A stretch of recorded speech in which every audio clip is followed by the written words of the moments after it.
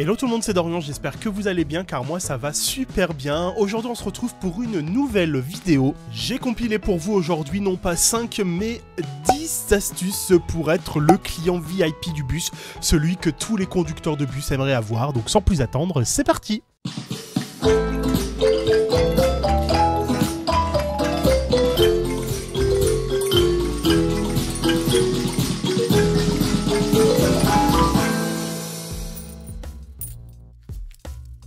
On commence avec la base, mais c'est un point essentiel, la monnaie. Le conducteur n'a pas une banque sous son siège. Si tout le monde venait payer un billet à 2,50 € avec un billet de 50 ou 20 € même, le fond de caisse ferait pas long feu. Le conducteur, il pourra plus rendre la monnaie aux passagers qui vont arriver après, et du coup cela va engendrer des retards sur la ligne, il faut le savoir, parce qu'après il va falloir qu'on demande de la monnaie aux autres passagers. Donc si vous faites de la monnaie, ça va rendre la vie facile à tout le monde, et puis ça va vous donner un vrai look de pro quoi. Je prends le bus tous les jours et je donne la monnaie au conducteur. C'est un tout petit geste, mais qui a un impact général sur toute la fluidité du trafic.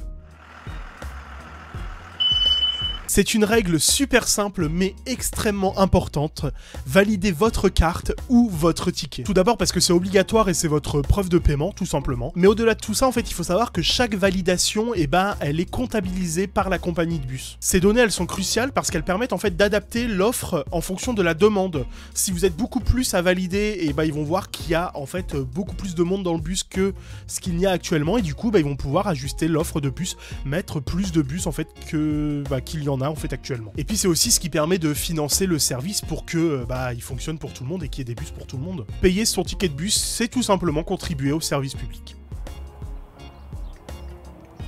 Il faut savoir que le conducteur de bus, comme tous les humains, il a qu'une seule paire d'yeux. De loin, le conducteur, il peut pas deviner vos intentions. Si vous êtes à un arrêt, faites-lui signe, tout simplement. Un simple geste de la main, on vous demande pas une pancarte avec écrit je sais pas quoi dessus.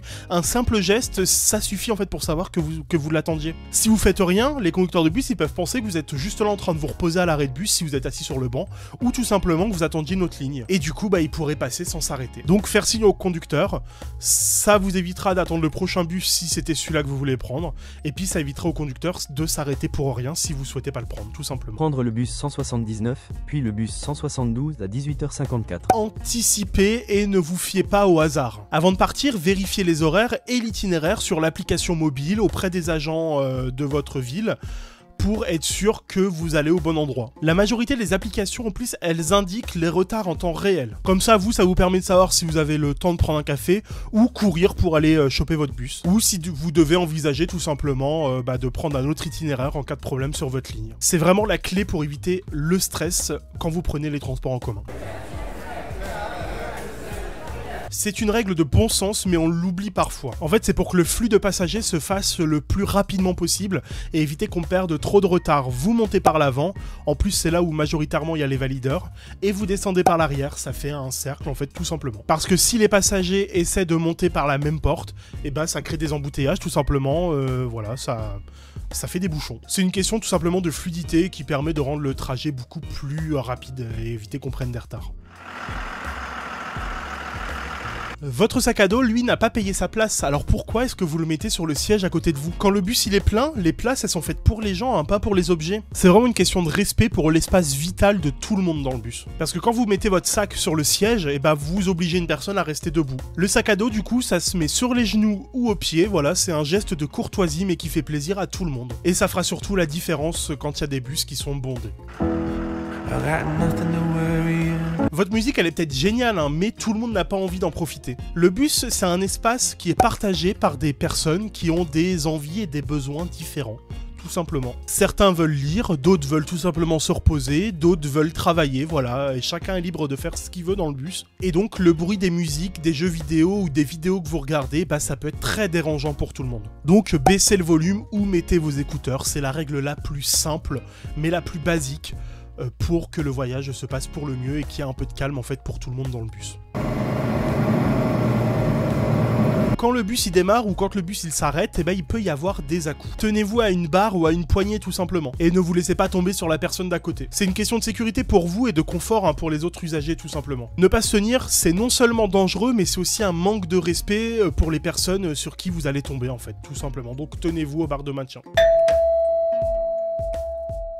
N'attendez pas que le bus soit à votre arrêt pour demander l'arrêt, s'il vous plaît. Le bus, il fait 19 tonnes. Et du coup, il peut pas s'arrêter comme ça à un arrêt anticipé quand vous voyez qu'on approche de votre arrêt. Ça permet de prévenir le conducteur, parce que nous, on a un voyant sur notre tableau de bord. Ça permet de le prévenir que quelqu'un veut descendre et tout simplement anticiper la manœuvre. Et puis du coup, ça évite un arrêt brusque qui pourrait surprendre tout le monde. C'est mon astuce préférée et la plus simple. Un petit merci ou une bonne journée en descendant, ça fait vraiment de mal à personne et c'est gratuit. Vous pouvez pas vous imaginer à quel point ce petit mot, il peut changer la journée du conducteur, vraiment. C'est un signe de respect et d'appréciation pour son travail. C'est le genre de petit geste qui rend tout le monde heureux et qui fait en sorte qu'on soit pas juste des numéros. Voilà, c'était mes 10 astuces pour devenir un passager de bus en mode VIP. Ce sont des petits gestes et des petites règles, voilà, qui sont juste du bon sens, tout simplement. J'espère que ça vous aura plu. N'hésitez pas à me dire en commentaire quels sont les gestes que vous faites au quotidien quand vous prenez les transports en commun. N'hésitez pas à lâcher un like, à vous abonner à la chaîne, ça fait super plaisir. Et moi, je vous dis à jeudi prochain pour une nouvelle vidéo. Bisous!